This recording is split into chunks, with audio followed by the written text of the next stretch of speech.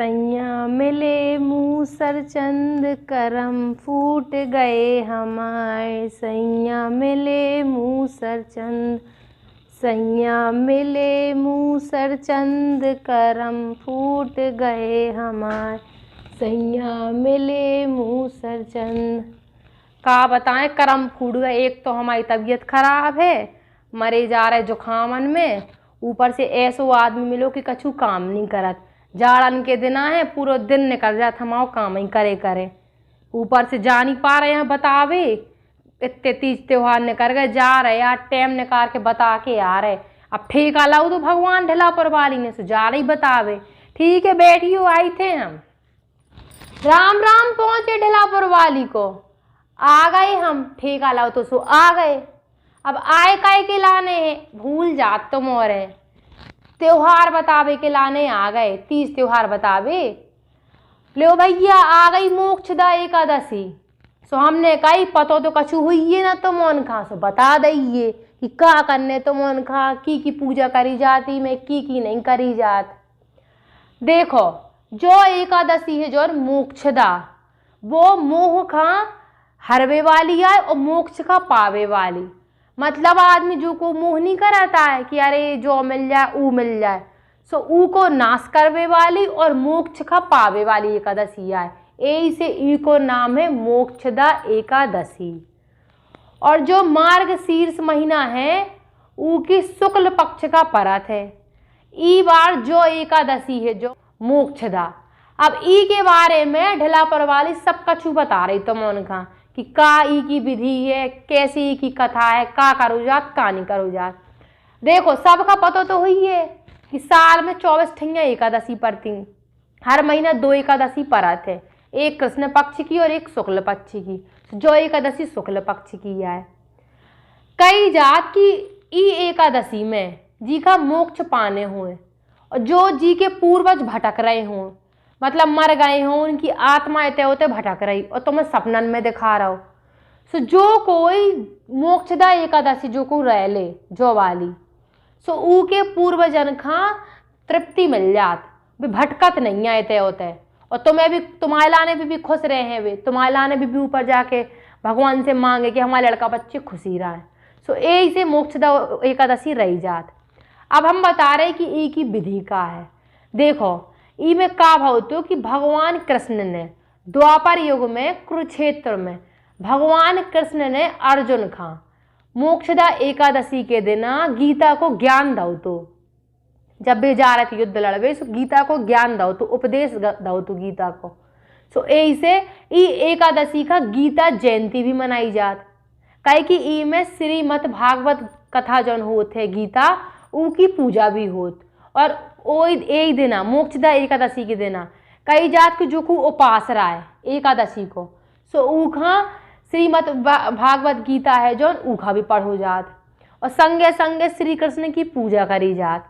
उसे तो देखो हम सब एकादशी में जितनी भी एकादशी होती हैं हम बता ही चुके पहले कि में भगवान विष्णु की पूजा करी जात, लेकिन ई एकादशी में भगवान विष्णु की, भगवान श्री गणेश की और देखो कृष्ण भगवान की। कहे कि श्री गणेश तो हर जगह विराजते ही हैं, तो उनकी पूजा तुम्हारे करो चाहे ना करो, वे तो तुम्हारे घर उसे ही आ जाए। लेकिन भगवान विष्णु और काई का जात श्री कृष्ण और श्रीमद् भागवत गीता, इनकी पूजा तो तुम्हें संगे संगे करने ही है, ठीक है। और सबसे बड़ी बात वेद व्यास जो ज्ञानी है उनकी पूजा भी आज के दिन करी जात। अभी में करने का है ई की विधि। देखो सवेरे भुंसारे से उठे और उरेन तो हर उपास में डाली जात, बुंदेलखंड में सबको डारता ही है और डारी भी चाहिए। कई जात सुख शांति आओ तू से, सो गैया को गोबर लाओ और उरेन डार दई और नहा धो के अपनो अच्छे मन से पूजा पाठ करी। सवेरे से पूजा करने आओ, एक दीपक जला लो और कोई ब्राह्मण हो तो ब्राह्मण का बुला लो, ना हो तो कोई कुंवारी कन्या हो को भी, सो ऊखा बुला लो और कथा सुन लो उसे और हुमन कर दो भगवान को अच्छे से, और फल में जो कछु तुम्हारे पास हो सो भगवान का चढ़ा दो। लेकिन सबसे बड़ी चीज जो है वो जो है कि एकादशी के दिन ना तो देखो भगवान का चौड़ चढ़ात और ना खाए जात और ना को का दान दो जात चावल को। सो हम बताएं, देखो भैया कहे कि चौर जौन होत एकादशी के दिन अगर तुमने भगवान का चढ़ा दाई और खा लाए तो मान के चलो मांस खावे के बराबर है कि तुमने गैया को मांस खा लो। सो यही से तुम 12 मासी चाहे जो कछु खाओ, चाहे तुम 365 दिना चावल खातो, लेकिन जौन जौन दिना एकादशी पर रही सो ऊ दिना तुम उनका एकादशी में चावल नहीं खाने जी का हम चौर खात बुंदेली में। अब भैया चौल के बता दे तुम्हें कि चावल सो ना तुम खाओ ना को का दान दियो और ना भगवान का चढ़ाइयो, ठीक है। और सफ़ेद चीज़ें चढ़ाई जाती हैं एकादशी पे, तो तुम भगवान का फूल चढ़ा दो, फूल तो चाहे तुम जौन रंग के हो वो चढ़ा दो।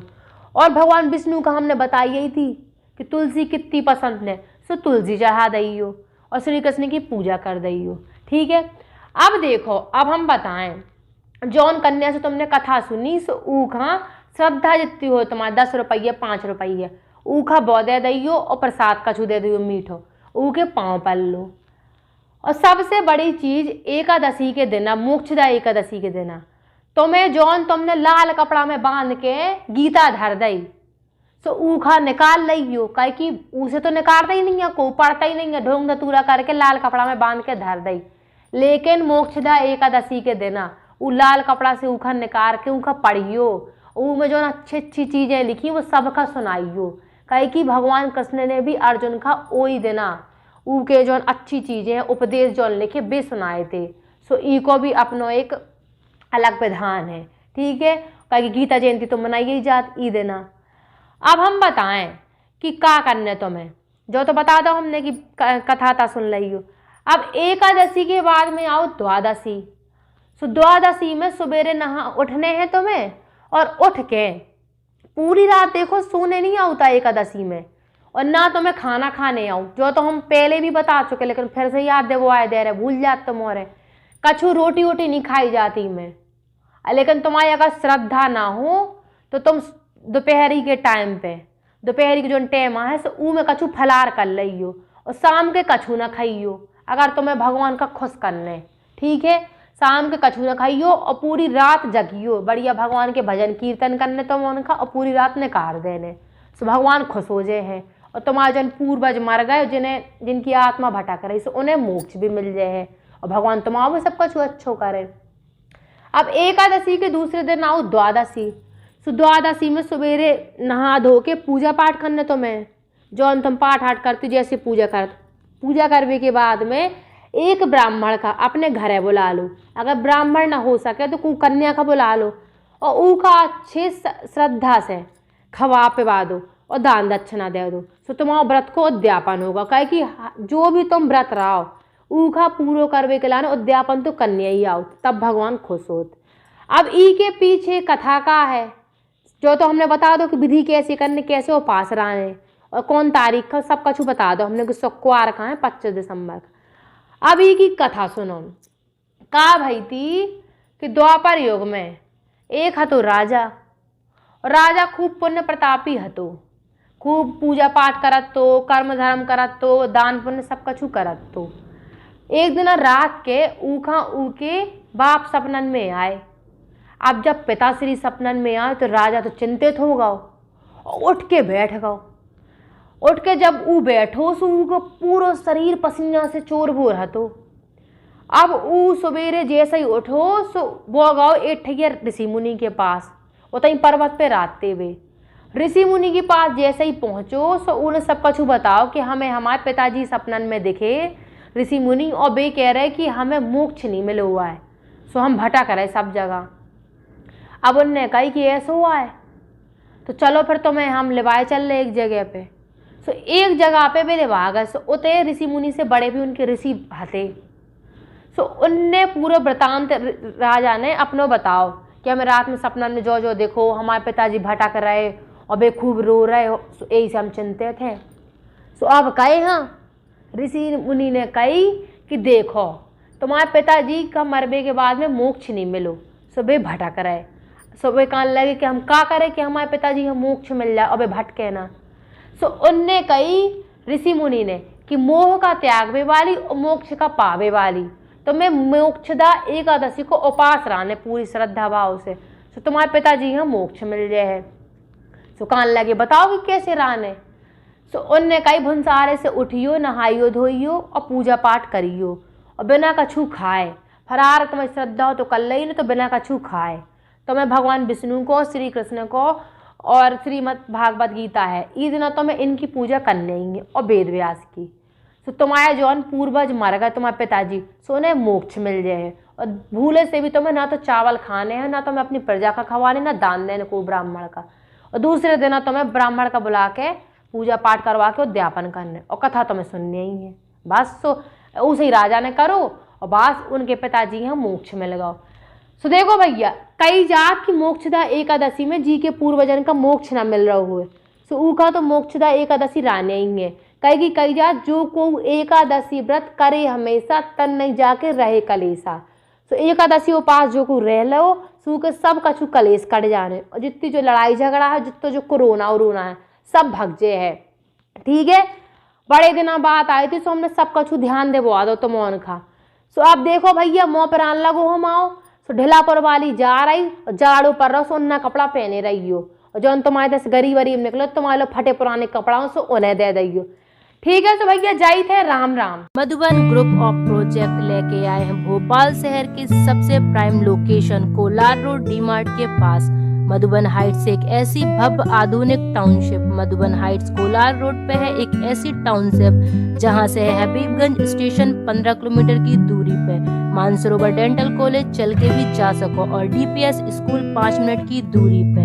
इतने पे आप खा मिले विश्व स्तरीय सुविधा से सुसज्जित क्लब हाउस की सुविधा, संगे संगे अन्य भव्य सुविधा जैसे swimming pool, community hall, garden, AC gym, Bachchan के खेलवे के लाने, किड्स जोन और भव्य प्रवेश गेट जहां पे आपकी सुरक्षा के लाने दी गई है 24 घंटा सीसीटीवी कैमरा से निगरानी।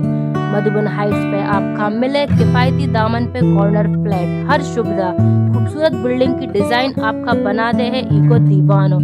तो आप सभी जनन को स्वागत है मधुबन हाइट्स पे, जहां पे प्राकृतिक वातावरण, सभी शासकीय अनुमति प्राप्त प्रोजेक्ट, आसान किस्तन पे भुगतान की सुविधा, बैंकन द्वारा विवरण सुविधा उपलब्ध है। तो सभी जने मनाओ एक त्योहार अपने आसियानी पे, हर सुविधा से सुसज्जित मधुबन हाइट्स ई प्रोजेक्ट में आप खां बुकिंग करवे पे मिले modulator kitchen, ceiling, wallpaper, lights, wooden पैलिंग, दरवाजा और खिड़की, सेंट्रल लॉक वाली खिड़की दरवाजा, संगे संगे की कीमत लगभग 4,50,000 के लगभग है। मधुबन हाइट्स जो शहर के शोर शराबा से है बिल्कुल दूर।